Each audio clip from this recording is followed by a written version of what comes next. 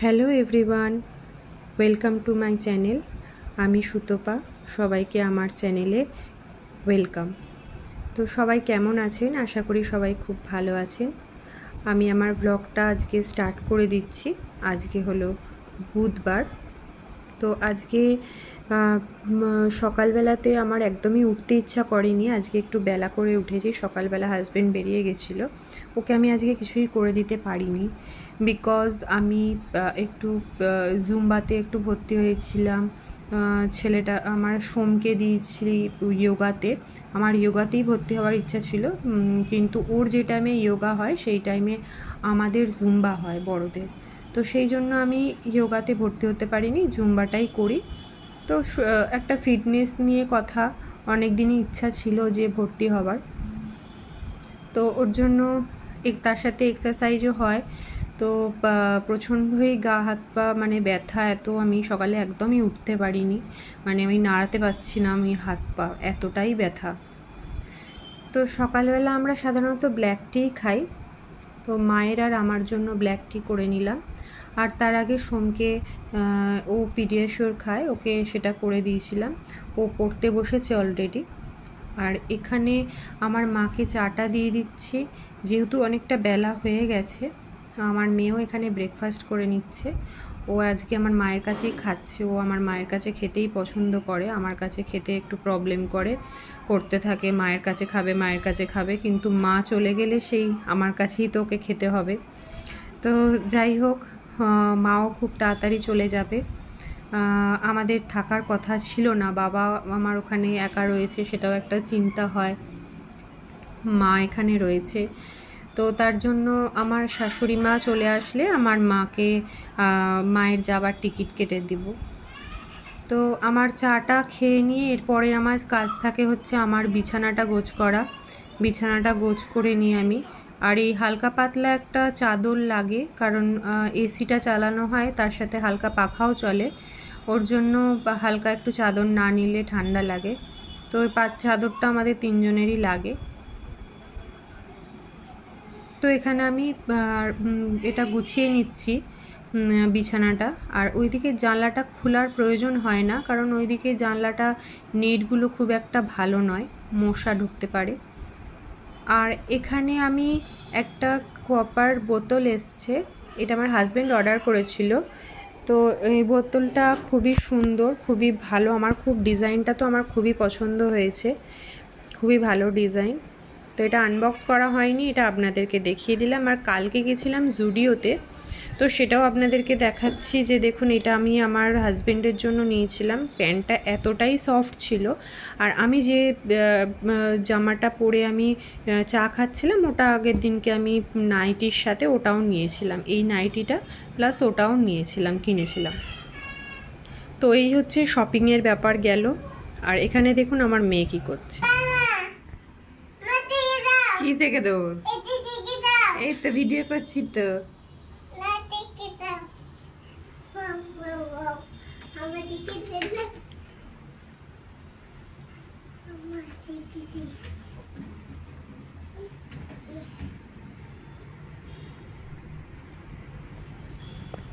নামবি কি করে এবার? নামবি কি করে?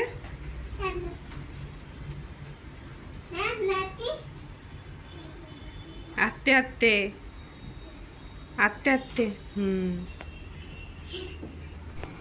আর এখানে দেখুন সোম এই ঘরটা আর একটা যে রুম রয়েছে সেই রুমে ও বেডশিটটা চেঞ্জ করলো। সোম দেখতে দেখতে সোমও অনেক বড় হয়ে গেল। যারা আমার এর আগের অনেক দিন আগের ভিডিওগুলো দেখেছেন তখন সোমকে দেখেছিলেন ছোট ছিল। আর এই মেয়ে সারাক্ষণ এখানে ওখানে কোথাও না কোথাও উঠেই চলেছে, সেই গেছোর মতন, মানে কন্টিনিউ এখানে উঠছে ওখানে উঠছে, এখানে উঠছে আর ওখানে উঠছে, ওর খালি কাজই এইটা। তো এখন আবার এরমভাবে উঠে এরমভাবে দাঁড়িয়ে পড়েছে। তো চলুন ব্রেকফাস্ট বানানো যাক। আমি এখানে চিঁড়েটা নিয়ে নিয়েছি, চিঁড়েটা ভিজিয়ে ধুয়ে নিয়েছিলাম। আর এখানে শুধু পেঁয়াজই লাগছে, আর কিছু লাগছে না, একদম নর্মাল সিম্পল। এখানে কড়াতে একটুখানি আমি সাদা তেল নিয়ে নিয়েছিলাম, এর মধ্যে একটুখানি কালো সর্ষে আর জিরে, সাদা জিরে যেটা হয় সেই জিরে একটু ফোড়ন দিয়ে দিয়েছিলাম। দিয়ে এর মধ্যে কটা কারি পাতা ফোড়ন দিয়ে দিয়েছিলাম। তারপরে একটুখানি ফোড়নটা নেড়ে চেড়ে তারপরে পেঁয়াজটা দিয়ে দিয়েছিলাম। একদম ইজি, কিচ্ছু না। আমি এখান থেকে খেয়েছিলাম, 30 টাকা করে নেয়, কিন্তু বাড়িতে ইজিলি বানিয়ে নেওয়া যায়। মানে 5 মিনিটও লাগে না একটা এই ব্রেকফাস্টটা বানাতে, যেটা এখানে নাম দিয়েছে ইন্দুরি পোহা। পেঁয়াজটা খুব বেশি লাল করে ভাজা যাবে না, পেঁয়াজটা হালকা করে ভাজতে হবে। আর হলুদটাও এখানে আমি দিয়ে দিয়েছিলাম, দিয়ে চিঁড়েটা দিয়ে একটু নুন মিষ্টি হালকা করে দিয়ে একটু ঢাকা দিয়ে 2 মিনিট রাখলেই রেডি হয়ে যায়। চিনিটা গলার জন্য ঢাকা দিয়ে রাখলেই এটা রেডি হয়ে যায়। ওপর থেকে একটুখানি লেবু, পেঁয়াজ কুচি, আর এখানে দোকানে যেটা দেয় বিট কুচিয়ে দেয়, তো আমার বাড়িতে বিট ছিল না, আমি ওপর থেকে শুধু পেঁয়াজ আর একটুখানি মিক্সচার যেটা হয় মিক্সচারটা ছড়িয়ে দিয়েছিলাম। ওরা চাট মশলা দেয়, আমার মিক্সচারটা যেহেতু একটু টক টক ছিল তাই আমি কোনো চাট মশলা বা লেবু ইউজ করিনি। খুবই ভালো খেতে হয়, খুবই টেস্টি একদম, আর হেলদিও খেতে হয়। তো দেখুন একদম ইজি ওয়েতে কত তাড়াতাড়ি হয়ে গেল।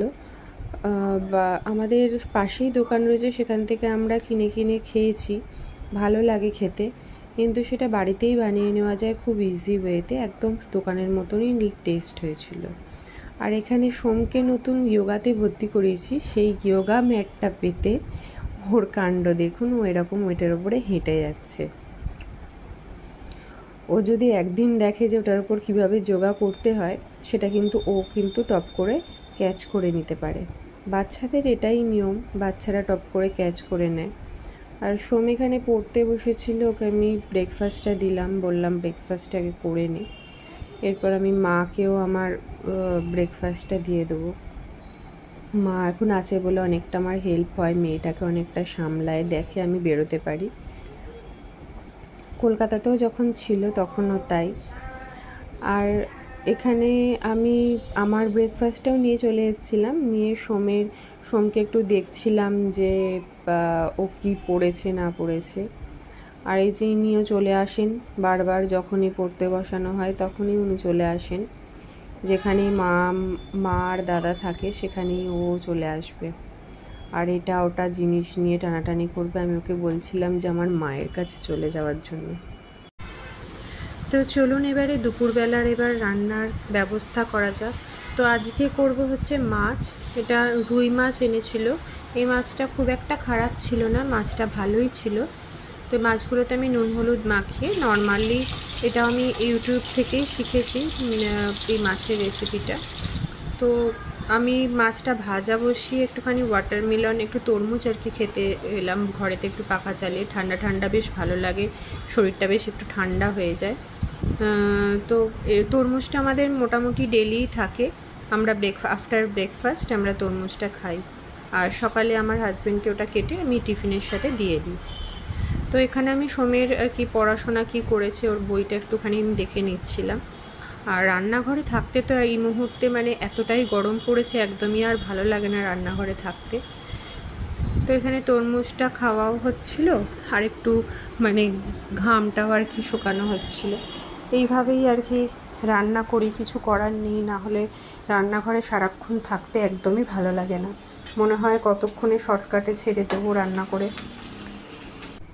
দেখুন আমার তরমুজটা খেতে খেতে ততক্ষণে মাছগুলো ভাজা হয়ে গেছিলো। আর মিঠি বারবার আসে, বারবার ওকে আমাকে কোলে নিতে হয়, ও বারবার, আর মাছ ভাজার সময় তো ওকে কোলে নিতে পারি না, তো মাছটা ভাজা হয়ে যাওয়ার পরে ওকে আমি আবার একটুখানি কোলে নিয়ে ওপরে আমি কি রান্না করছি সেগুলো আবার দেখাতে হয়, কত কথা বলে।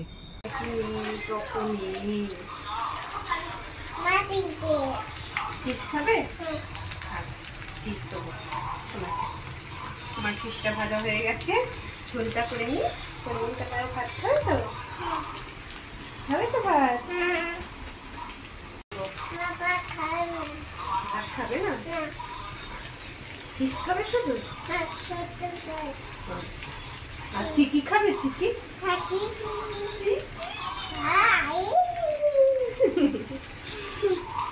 আইস খাবে?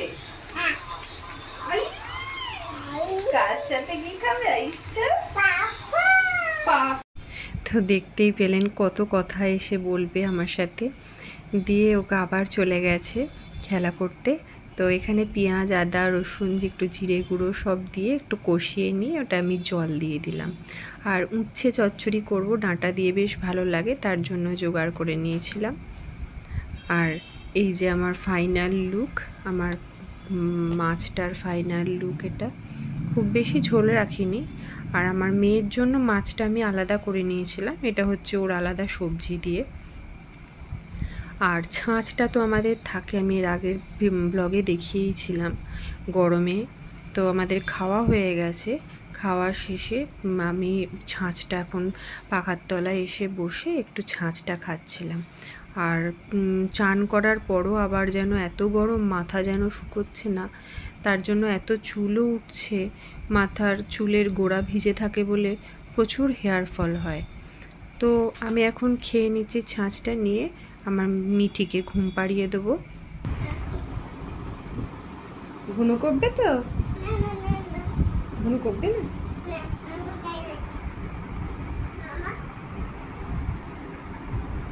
না, পাতো ভালো করে পাতো, আমি শোবো। ওইদিকে, হ্যাঁ ওইদিকে, ওইদিকে পাতো ভালো করে পেতে দাও। কে শোবে এখানে? মাম্মা শোবে আর কে শোবে? বকবকুমটা এসেছে। এখানে কে শোবে? মাম্মা শোবে আর কে শোবে? দিদি শোবে না, মাম্মা আর মিঠি শোবে। মিঠে, চলো, বালিশটা তো পাতা হলো না, আমি পেতে দিই, চলো।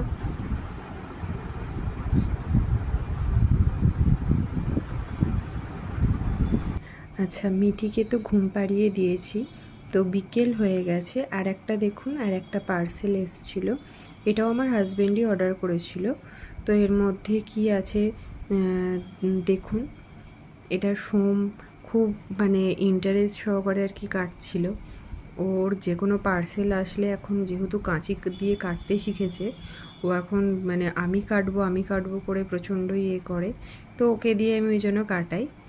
তো এখানে দেখুন, এটা রয়েছে একটা কাটলারি সেট, মানে নাইফের একটা সেট রয়েছে। বক্সটাও খুব সুন্দর, বক্সগুলোও খুব সুন্দর করে দিয়েছে। এটা জিনিসটাও ভেতরে খুব সুন্দর, আমি ওপেন করে দেখাচ্ছি আপনাদের। এই দেখুন, ও তো খুলেই আগে একটা ছুরি বার করতে যাচ্ছিল, তো আমি হাত থেকে নিয়ে নিলাম টপ করে, বাচ্চা মানুষ তো কখন লেগে যেতে পারে। আর একটা রয়েছে হচ্ছে চপার বোর্ড, এই স্টেনলেস স্টিলেরই একটা চপার বোর্ড রয়েছে। তো ওটাও সোমি ওপেন করলো। এই যে চপার বোর্ডটা, এটাও খুব ভালো ছিল, ওয়েটই ছিল। তো এখন বিকেল হয়ে গেছে, এখন যাব হচ্ছে জুম্বা ক্লাসে। আর দেখুন ওইদিকে না খুব ময়ূর ডাকে, এখানে সকালেও খুব ময়ূর ডাকে আর বিকেলেও ময়ূর ডাকে। এখন বাজে কিন্তু 6:30 পৌনে 7 মতন, আর এখনও দেখুন এখানে কতটা রোদ। এখানে মোটামুটি সন্ধে হতে 7:30 হয়ে যায়। এটা যেহেতু এই বাগানটাতে, বাগান নয় একটা, এটা প্লেগ্রাউন্ডের মতন হয়তো ওখানটা, ওইখানে ময়ূরগুলো থাকে, ময়ূরগুলো ডাকে। আর যখন মেঘ হয় তখন আরও বেশি করে ডাকে। আর এখানে এরা দুজনে খেলা করছে। সোমকে বললাম রেডি হয়ে নিতে, ও যাবে যোগা ক্লাসে, সেমই জায়গাতে আমি যাব জুম্বা ক্লাসে। সোমকে এক টাইমে সোম যখন ছোট ছিল, দেশলাই কাটি দিয়ে আমি ওকে এরকম ট্রেন বানিয়ে দিয়েছিলাম, দেশলাইয়ের বক্স দিয়ে। তো সেই জিনিসটা আমাকে সোম একদিন বলে ও আজকে ওর বোনকে করে দিয়েছে। তো চা করে নিচ্ছিলাম, আমি একটু চা খেয়ে তারপরেই যাই, কারণ আস্তে আস্তে 8:30 হয়ে যায়, ওই জন্য আর এসে তখন তো আর চা খাওয়া যায় না।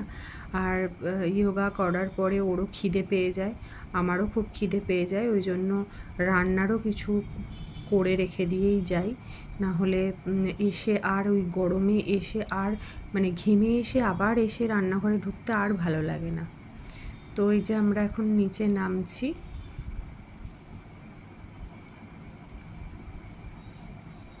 আর নিচে আজকে দেখলাম এই গুজরাটের পুলিশেরা মানে প্রচুর মিছিলের মতন ইন্ডিয়ান ফ্ল্যাগ নিয়ে যাচ্ছে। প্রথমে আমি বুঝতে পারিনি কি হচ্ছে, তারপরে ওদের গুজরাটি ভাষাতেই বলল, যেটা বুঝতে পারলাম যে এখানে ওই ইন্ডিয়া পাকিস্তানের যুদ্ধের জন্য অনেক সৈনিক মারা গেছে, তাই জন্যই আর কি ওনারা মানে স্মরণে বেরিয়েছে, স্মরণ সভা করছে। তো খুবই জ্যাম ছিল রাস্তাতে, দেখতেই পাচ্ছেন। আমরা যেখানটা রোড ক্রস করব সেখানটাতেই খুব জ্যাম ছিল, আমি ওই জন্য আর ভিডিও অন রাখিনি। তো এই যে সোম যাচ্ছে, চলে এসছি আমরা। সোম করে হচ্ছে ফার্স্ট ফ্লোরে, আমি সেকেন্ড ফ্লোরে, তো ওই জন্য কোনো অসুবিধাও হয় না। ওই যে ওরা কোনো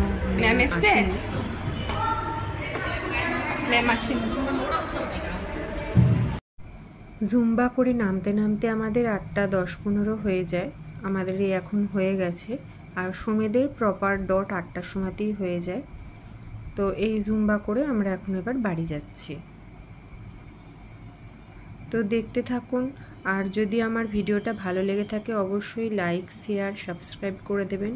আর এটা হচ্ছে নতুন আমি একটা রাত্রিরে রেসিপি বানিয়েছিলাম, চিংড়ি মাছ দিয়ে ধোকার তরকারি। যদি আপনারা চান যে এই রেসিপিটা জানতে, তাহলে অবশ্যই কমেন্ট করে জানাবেন। আমি অবশ্যই আপনাদের আবার এই রেসিপিটা আমি কোনো একটা ব্লগে দেখিয়ে দেবো। এটা খেতে এতটাই টেস্টি হয় না, খুব সুন্দর হয় খেতে, আমার তো খুব ভালো লাগে। আর এই যে রাত্রির বেলাতে আমি চিয়া সিডস ভিজিয়ে রেখে দিই, সকালবেলা আগে চিয়া সিডস খাওয়া হয় আর সবাই খায়, তারপরে ড্রাই ফ্রুটস আমি ভিজিয়ে রেখে দিই, সেইগুলো খেয়ে তারপরে আমাদের সকালটা শুরু হয়। তো তার জন্য রাত্রিরে আমি এগুলো ভিজিয়ে রেখে দিলাম। আর এখানে আলমন্ডও আমি কিছু ভিজিয়ে রেখেছি, কাজুটা আর ভেজাই না, কাজুটা এমনি রেখে দিই। কাজু আর একটু খেজুর এগুলো আমি জাস্ট ওপরে রেখে দিই, সকালবেলা উঠে সবাইকে আগে দিয়ে দিই, তারপরে বাকি আমাদের দিনটা শুরু হয়।